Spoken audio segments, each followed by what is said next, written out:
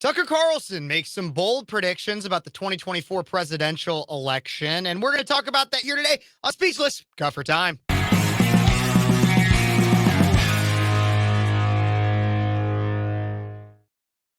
Hey, everybody. Welcome back to Speechless Cut for Time. I'm your host, Kev Phares, 22-year-old conservative college student out of Central Illinois, host of Speechless on Cities 92.9, the news and talk of Bloomington Normal and beyond. Obviously, I do a lot of content for the radio station, but I also do off-air content, which is what you're watching right now. And to make sure that you don't miss a minute of it, please don't forget to like this video, subscribe to the channel, ring your notification bells, put them to all, because we know ScrewTube doesn't like everybody hearing these messages presented in a way that doesn't fit the lamestream media narrative. So subscribe to the channel, comment what you think in the comments. I try my best to respond to as many as possible, and share this video with your friends on Facebook or Twitter, anywhere that you'd like to share it. I'd really appreciate it. But let's get right on into it. Tucker Carlson was giving a speech at the gala for the Intercollegiate Studies Institute 70th anniversary. And I've always loved Tucker Carlson. I've done multiple reaction videos to different things he's done on this channel. You can go check any of those out through my channel. But I've always loved him. I think that he is a modern day philosopher. I think that he obviously has been a Washington insider for the majority of his life. I believe his father was also steeped in Washington. I know his son currently works for a congressman, if I'm remembering correctly. So he's known a lot about Washington. He's obviously been involved in the media for decades. First, I know he's worked for pretty much every mainstream media channel, but most recently was departed from Fox, having the highest rated show in cable news prime time, pretty much history. I think if you combine every other news show that was on at his time, he still beat them out. He did amazing stuff, and now he has Tucker on X, Tucker on Twitter, whatever you want to call it, and is killing it. And he's invited to many events, such as this Intercollegiate Studies Institute, where he gave a long speech to a bunch of mainly young people. Again, it's the Intercollegiate Studies Institute, so there's a lot of young people in the audience, and he connects very well with young people. And so let's take a look at just probably one of the most important clips in which he makes a shocking prediction about what he sees for 2024, as well as gets into a little bit of philosophy in it. So we're going to talk about it. We're going to react to it. And I think it's so interesting. Everybody, let's take a look, take a listen to what Tucker has to say. So they've done everything they can by legal means, which are in fact extra legal means, if we're being totally honest, completely third world stuff, to take the opponent out of the race, and they're still losing. So, I mean, I don't know what's going to happen. This is not going to be a race between Joe Biden and Donald Trump. I would bet my beloved fishing camp in Maine that is not going to happen. That's not going to happen. So what will happen? Well, I don't know. One of like 400 distinct other possibilities. I mean, I just can't even, pick one. By the way, if it's Gavin Newsom, we all should be very concerned. That guy's scary, and I mean it, scary. Yeah, but that's a whole separate conversation. But the point is, this will be forced. These issues will be forced soon, like in a year. Yep. And the road from here to November of 2024 is going to be filled with developments nobody in this room could foresee. I can promise you that. So it's about to get very serious, for sure. Only leadership of the world at stake, which is also, by the way, we now know, the most lucrative possible political franchise in human history. So everything's at stake. What wouldn't they do? What haven't they done?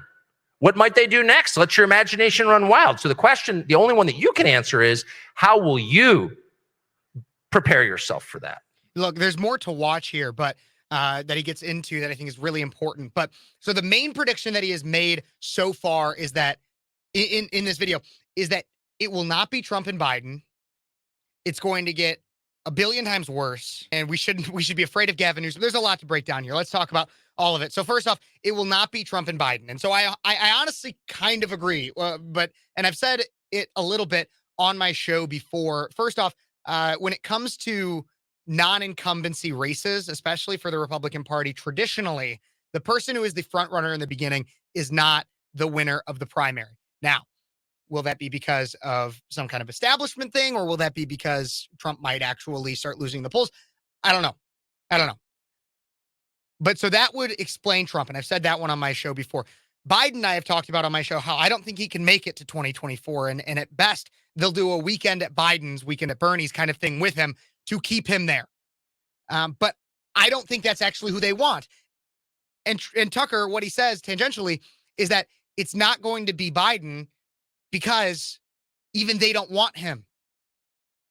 Look, you have an incumbent president and you have another person who they literally have done everything to attack consistently, have brainwashed half of the public to believe this man is a ardent criminal, a racist, a sexist, a homophobe, all these things, all these awful things. And yet he is still beating the incumbent president. That's why he says it's not going to be Biden. And that's why he also kind of thinks it's not going to be Trump. And we should be absolutely afraid of Gavin Newsom. And that's something I have said multiple times. Gavin Newsom is the most progressive, most ardent, tyrannical leftist that is running anything in this country right now. And not to mention the fact that he also does it with a smile on his face that seems to charm a lot of people. He's not a bad-looking guy. He gives a Kennedy-esque attractiveness to him while shoving tyrannical progressive policy down your throat. And so then Tucker goes on to say, it will be forced. It will be forced. What haven't they done? What will they do? One of 400 plus possibilities. That's what Tucker says. Think about it. What did they do in 2016? Well, we had BLM protests and everything. It was compared to what we've seen in the future. At the time, it was kind of scary. BLM became a big thing. Trump was a racist. It was hectic. Then in 2020, I'm old enough to remember, COVID. We shut the country down.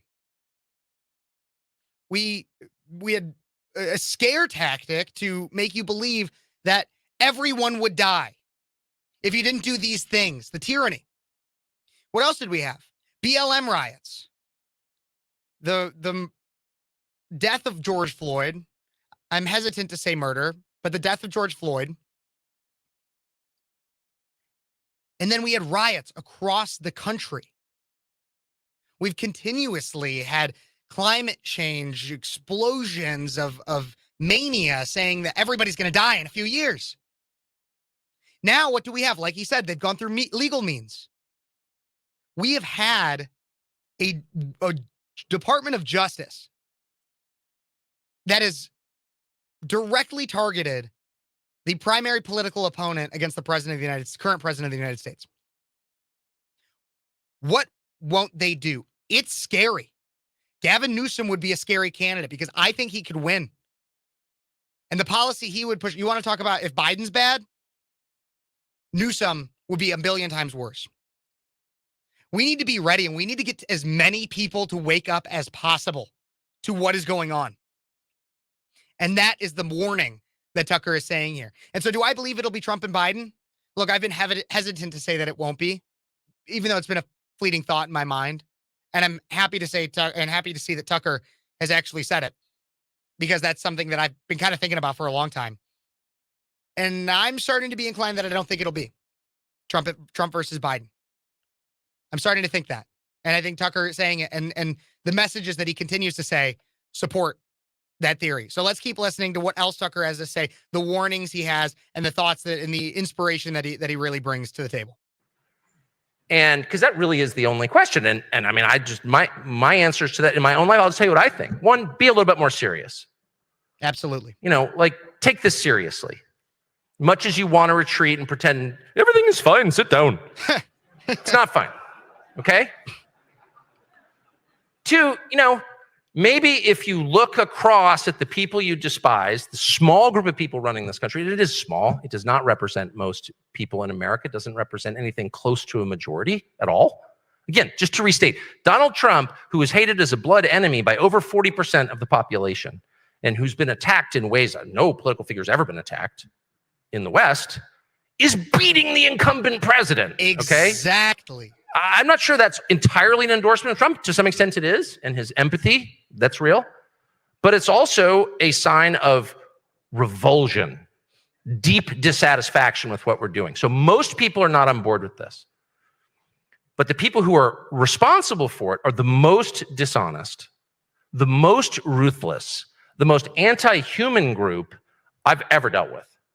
Absolutely. And I spent 35 years living in Washington. I don't even recognize these people and what they're doing. I really don't. It's And actually, one thing I'd like to point out too, because I want to be clear with what I believe he's saying, and you can correct me in the comments if you think I'm wrong, but because he said that small group of people, meaning that this is not all Democrats, this is not all people on the left, and this is something I say on my show a lot, is that it is not a battle. Anybody who tells you that the fight in America is between liberals and conservatives or Democrats and Republicans is stoking that division because they want to distract you from what the real division is.